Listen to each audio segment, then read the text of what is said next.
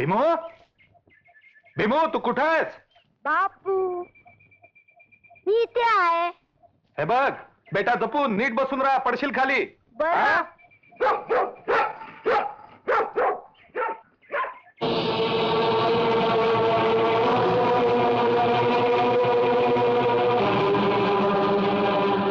काय रे हरामखोरांनो, सरळ आत घुसताय? शेत काय तुमच्या बापाचं आहे होय? आणि तुझ्या तरी बाच आहे काय रे? हा? अरे देर दमडीचा रखवालदार तू. आणि मी जास्त करतोय मालकाचे. हे बघ, दादासाहेबांना ही शेती खरेदी करायची आहे आणि भरतपूर रम कारखाना उभा करायचा आहे इथं. ए दादासाहेबांच्या उष्ट्या अन्नावर पोचलेल्या कुत्र्यांनो, पाटीलकीचा तोरा तुम्ही दाखवायचा नसतो. एक खलपाटण्या, आम्हाला कुत्रा म्हणणारे जीभ तोंडात नाही ठेवणार तुझ्या. चल, फुट. भुंकणारी कुत्री चावत नसतात हे ठाऊक आहे मला. ए जोपर्यंत हा रामा कांबळे जिवंत आहे तोपर्यंत दादासाहेबांची सावली सुद्धा या शेतावर पडू देणार नाही मी. असं मग हो म्हणाल तयार.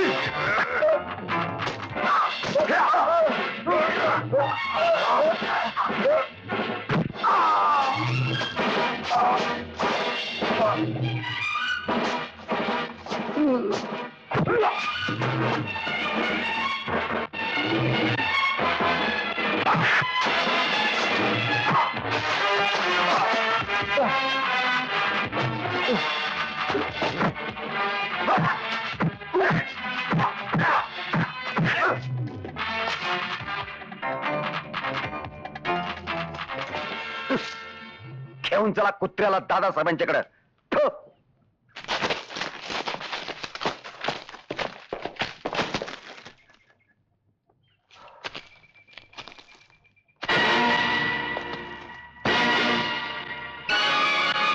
या कुत्र्याला जिवंत माझ्यासमोर आणा म्हणून सांगितलं होतं हरामखोरानो. दादासाहेब जिवंत आहे अजून.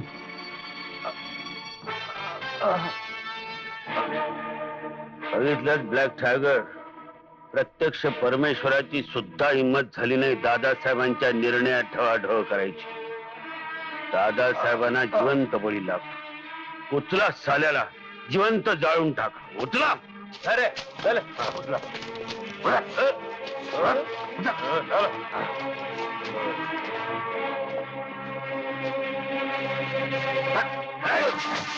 चला रे.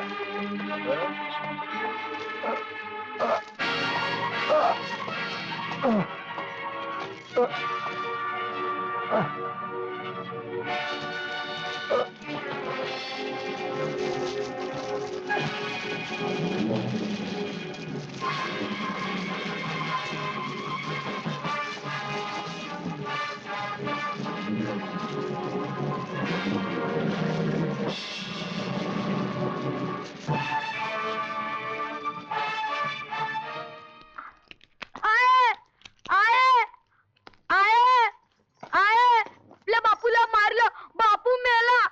काय? होय.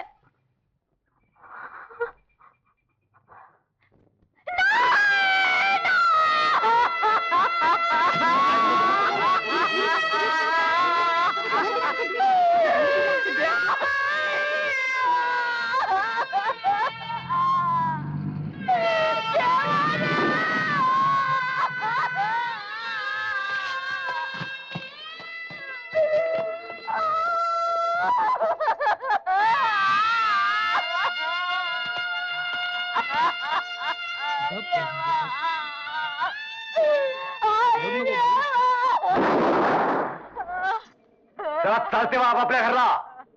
कोण थांब इथं त्याचा मुर्दा पडाल.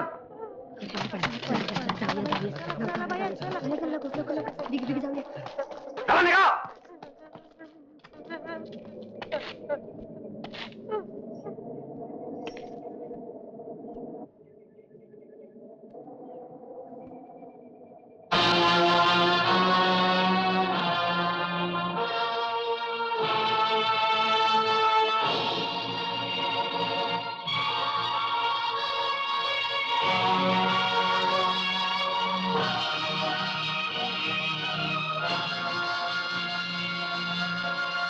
ए,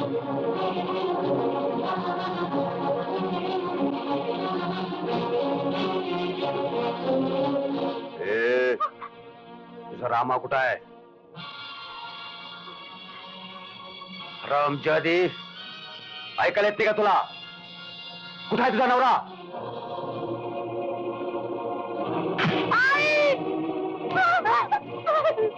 आता बोल. माहित नाही, बोल. हा बोल. मला वाटतं नाही, सगळ्या गावाला हेच सांगायचं, रामा गावाला गेलाय म्हणून. जर का गडबड केलीस तर हे तुझ्या वंशाचा दिवा.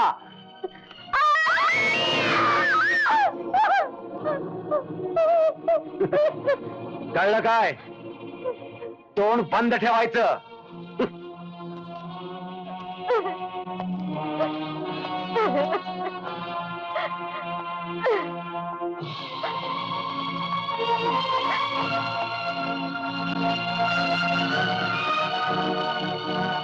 खबरदार, कुणी घराबाहेर पडाल तर जिवंत जाळी एकेकाला.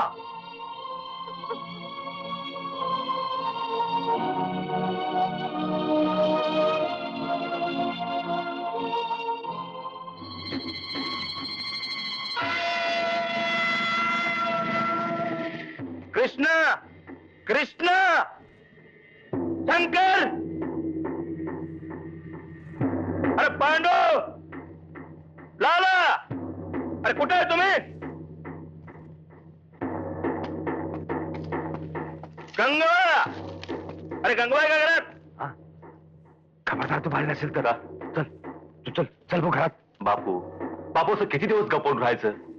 मी सगळं जाऊन रणजित भैयाला सांगतो, मग काय व्हायच ते होऊ दे. अरे पण तुझा गपच बघू. अरे तुला काय एवढा फुलका आलाय? अरे हे दादासाहेबांनी कळलं तर तुझा दिवस कवा खाती आता नेम नाही. अरे बाबा गंगवा, अरे घरात तुझ्या 4 भरी लग्नाच्या आहेत. अरे दादासाहेबांचं वैर ओढून घेऊन त्यांच्या आबरूचं झंडोडं काढू नकोस बाबा. चल चल चल भाऊ घरात. बाबू पर, अरे चल रे बाबा, चल घरात तू.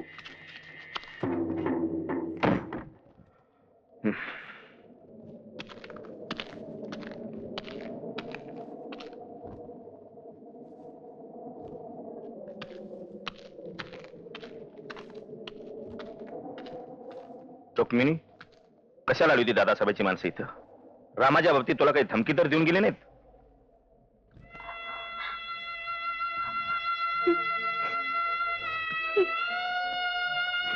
नाही रुक्मिणी, बोल, काय असेल ते सांग. तुझ्यावरचे अत्याचार तू सहन करशील तर तुझ्यावरचे अत्याचार आणखीन वाढतील. बोल रुक्मिणी, रुक्मिणी बोल. तू पण माणूस आहेस, माणसासारखं जगायचा तुझा अधिकार आहे. बोल रुक्मिणी, बोल. नाही रणजित बाबू, आमच्यासाठी तुम्ही अखंकत पडू नका. आम्ही हलक्या साथीची माणसं. आमचा चिन्ह म्हणजे मुलावरापेक्षा वाईट. रुक्मिणी, जनावराच्या कातडीची चप्पल सुद्धा पायात घेतल्यावर तिच्यावरचा अन्याय जग जाहीर करते. तू तर माणूस आहेस, माणूस. बोल रुक्मिणी, काय असेल ते सांग. बोल रुक्मिणी, सांग. रणजित बाबू, तुझ्या वंशाचा देवा विजल.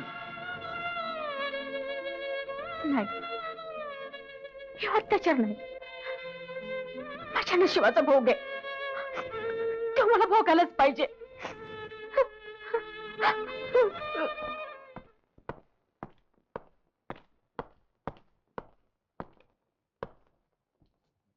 मिस्टर रणजित, तुम्ही पोलिसांची दिशाभूल करत आहात.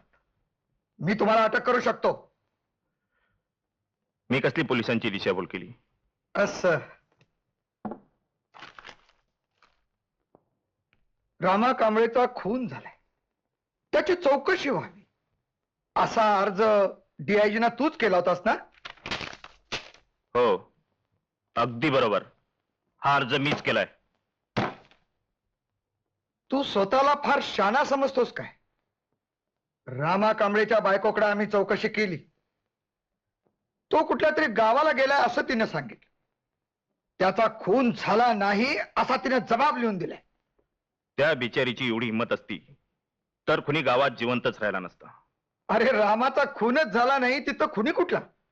जर त्याचा खून झालेला नाही तर त्याला जिवंत असलेला गावासमोर आणून दाखवा. त्याच्या बायकोच्या म्हणण्यानुसार तो कुठल्या तरी गावाला गेलाय. असं किती दिवस ऐकायचं? त्याचा मुर्दा सापडेपर्यंत. पैशाच्या बंडलाखाली मुजलेला मुर्दा सापडणार कसा? मिस्टर रणजित, रामाचा खून आम्ही पैसे खाऊन दडपलाय असं म्हणायचंय तुला? मला काय म्हणायचंय तुम्हाला चांगलं समजलंय. समजलं ना? मग आता जा, गृहमंत्र्यांना अर्ज कर आणि त्यांनाच मुर्दा शोधून आणायला सांग. हे तुमचं आव्हान मी स्वीकारतोय.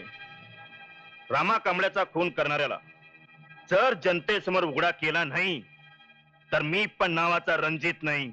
मिस्टर रणजित, मी तुला तुरुंगाची हवा खायला लावली नाही तर मी सुद्धा नावाचा इन्स्पेक्टर राजशेखर नाही.